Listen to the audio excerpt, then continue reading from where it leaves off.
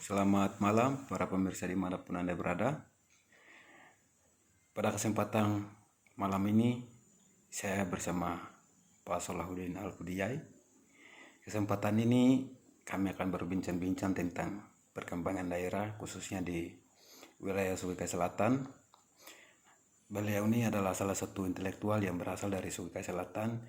Dan pandangan dia banyak persoalan-persoalan yang terjadi di Sulawesi Selatan dalam hal pelayanan publik terhadap Sulawesi Selatan.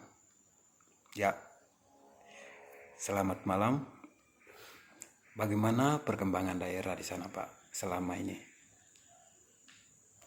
Ya, selamat malam. Saya memberikan waktu pada saya mengucapkan banyak terima kasih Pak Sekjen PMKRI Kota Bogor, Pak Edox. Jadi saya jelaskan bahwa sebentar sekedar menjelaskan bahwa bagaimana pelayanan publik di bagian Sulawesi Selatan. Karena Sulawesi Selatan itu sangat susah karena medan hutan yang begitu luas. Jadi dari kabupaten ke kecamatan itu jalan kaki minimal 1 minggu lebih. Jadi belum masuk ke internet,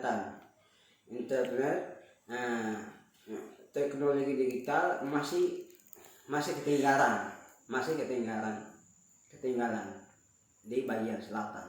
Tapi bukan ketinggalan di teknologi saja, tapi orang-orangnya punya alat sudah maju dari dulu, dari sebelum kemerdekaan Republik bangsa ini. Baik. Sudah maju, pola pikirnya sudah maju, tapi hanya ketinggalan teknologi saja yang ketinggalan untuk bagian Sulawesi Selatan. Baik, Pak. Sulawesi Selatan ini sebenarnya wilayah administrasi kabupaten mana, Pak? Sementara sebelum kan Kabupaten Nagire, termasuk Kabupaten Nagire ketika 2008 pemekaran Kabupaten Dogiai, sekarang termasuk Kabupaten Dogiai. Dari Kabupaten Dogiai ke Sulawesi Selatan dalam perjalanan itu 1 minggu lebih, Pak. Itu Ya, yang cukup jauh ya, Pak. Biasa kita jalan. Kalau orang yang di kota mereka jalan itu minimal sebulan lebih di dalam perjalanan. Ya, medannya lumayan jauh ya, Pak. Ya, lumayan jauh. Baik. Berarti sekarang sudah ini kan ada kabupaten di beberapa kabupaten yang dimekarkan termasuk Kabupaten Dogiai. Jadi wilayah Sulawesi Selatan ini termasuk dalam kabupaten apa? Apakah Kabupaten Nabire atau Kabupaten Dogiai, Pak? Kabupaten Dogiai. Tadi saya juga jelaskan bahwa pada tahun 2008 pemekaran Kabupaten Dogiai, bahkan Sulawesi Selatan pun masuk termasuk Kabupaten Dogiai. Berarti baik. Jadi dalam pelayanan publik ini apakah pemerintah Kabupaten Dogiai memang tidak peduli ataukah karena jangkauan yang tidak memungkinkan sehingga daerah di sana ketinggalan, Pak? Saya kiranya tidak peduli. Kenapa saya mengatakan tidak peduli? Mereka pertama itu harus utamakan itu ini bandara. Bandara mengutamakan, karena Medan itu tidak bisa jalan, bahkan jalan juga tidak bisa tembus, maka harus utamakan itu bandara-bandara yang ada di desa-desa yang ada di Sulawesi Selatan untuk mempermudahkan investasi investor antar kabupaten di Provinsi Papua. Baik, Pak. Sekarang apa kesannya beliau kepada pemerintah dalam rangka pelayanan publik ini bisa merasakan kepada masyarakat Sulawesi Selatan? Saran dari Bapak apa? Saran dari saya, ketika kasus tugas kami sebagai pegawai atau distrik atau desa itu harus menetap tempat tinggalnya. tidak boleh tinggal ke kabupaten lain, kecamatan lain, tidak boleh, harus tempatkan bagaimana pentingnya KTP kepada warga, kasih implementasi kepada masyarakat juga benar-benar paham apa itu pelayanan publik.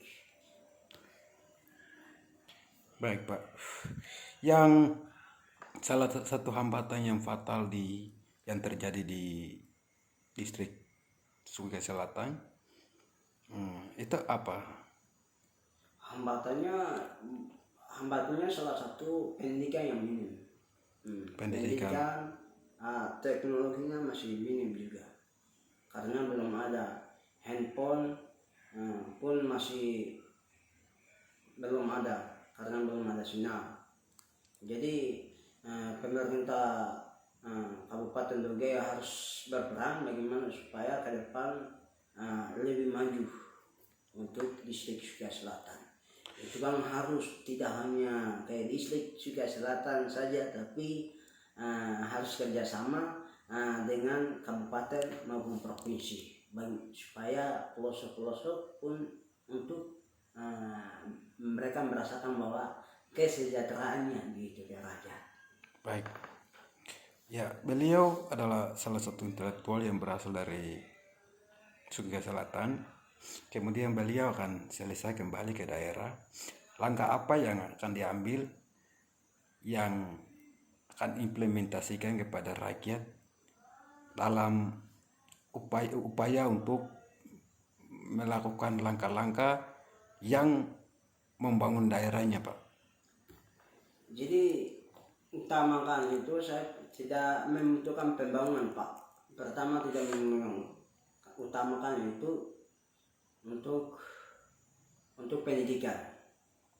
Dari asal dari Sukai Selatan itu kalau mereka mau masuk ke untuk belajar, kalau pondok pesantren saya usahakan untuk gratis full, saya usahakan, bahkan negeri pun saya usahakan bagaimana supaya anak-anak selatan juga bisa maju ke depan, supaya tidak ketinggalan dengan daerah-daerah lainnya. Utamakan itu pendidikan, kedua kesehatan, ketiga perekonomian yang ada di sana itu kita yang kelola.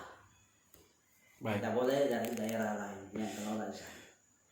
Baik, ini sedikit berbincang-bincang tentang situasi dan keadaan yang terjadi di Sungai Selatan. Kita akan berjumpa lagi beberapa saat kemudian.